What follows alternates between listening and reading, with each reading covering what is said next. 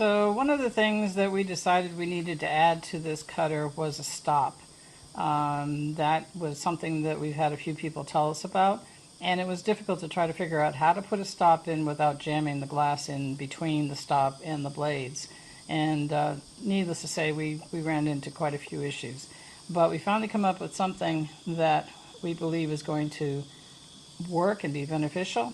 This little piece on the side here, let me zoom in a little bit so you can see it, has a rod that is connected to the back of the actual base, and there's a set screw on there that not only allows the slide bar or the pin going to the left to go up and down, but also so that you can adjust the length of the cut that you're wanting to make from, you know, 1/4 of an inch to however long, you know, 2 inches or whatever, to the end. So you do that with one little Allen wrench, which we would supply, and you'd be able to have a stop placed on your for your glass. So I'm going to show you cutting it and then showing you what it looks like after.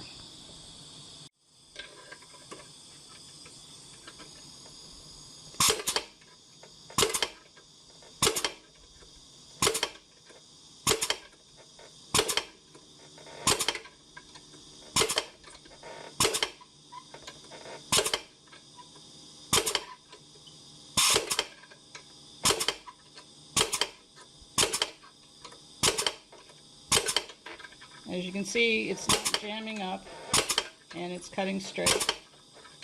If you had a bigger dimension piece, then you could adjust the arm up so that you have it touching the top of the glass. But pretty much it's a set and forget type of scenario.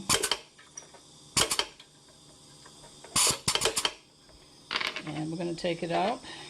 I also put a piece of shelf liner on the bottom. That's why you don't hear the tinging noise of it falling on the ground or onto the bottom of the box. I'm going to give you the side view here of the cuts so that you can see what they look like.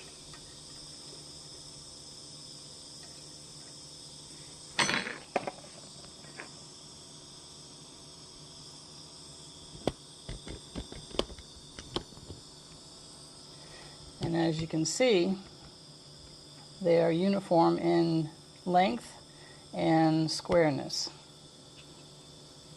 No rough edges, no chips or anything like that. I think it's pretty cool. Here's the liner, though. It's just a basic, you know, rubber type of liner that I put at the bottom of the box. And this is one of the boxes that we were talking about that if you wanted as a separate purchase, you could make. I even added some feet at the bottom. They kind of fit into my grid here so that the box doesn't really move at all, which is kind of helpful as well.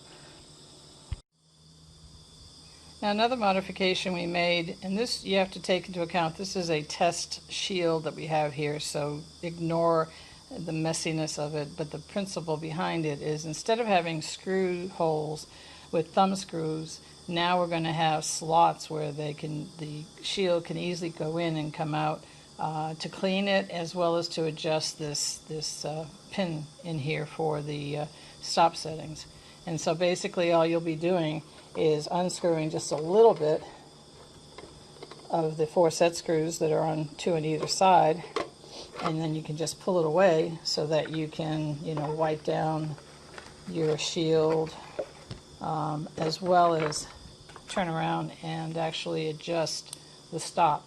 So when you look at the stop, this is a 5/32 Allen wrench, and basically all you're doing is you're going to tighten and loosen from here, which is going to adjust your stop up and down or forward and reverse, depending upon the size that you're looking for. You need to loosen that up a little bit more. And that way there you can adjust not only the length, but also if you have a really big piece of glass, you can adjust the height so that it could touch it. Potentially it might not touch that if it was set too low. So then once you find where you want it to be, you would then turn around and tie it down. So you'd measure your glass for 1/4 of an inch, bring it in, place it where you want it to be on the blades, and then set your set to that particular location. Once you've done that, then you could just tighten it and be good to go. If you needed it to be higher, you could bring it in higher. If the glass was taller, if that's something you needed to do, or maybe you want it to be longer, then you could bring this out and then set it and tighten it.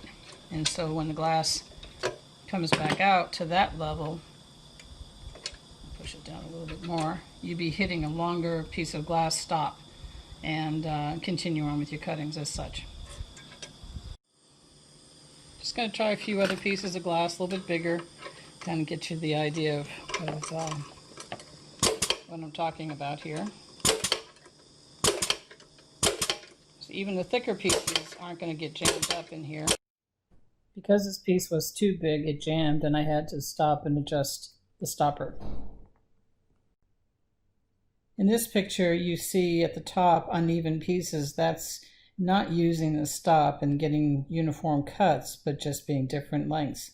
At the bottom is with the stop, uniform cuts, uniform length across the entire 5 pieces. In this picture, you see the result of the thicker cut pieces, uniform in size and length. Thanks for watching. I hope this demonstration was helpful. For more information, here's our contact information and a link to the product page. Hope you have a great day. Thanks again.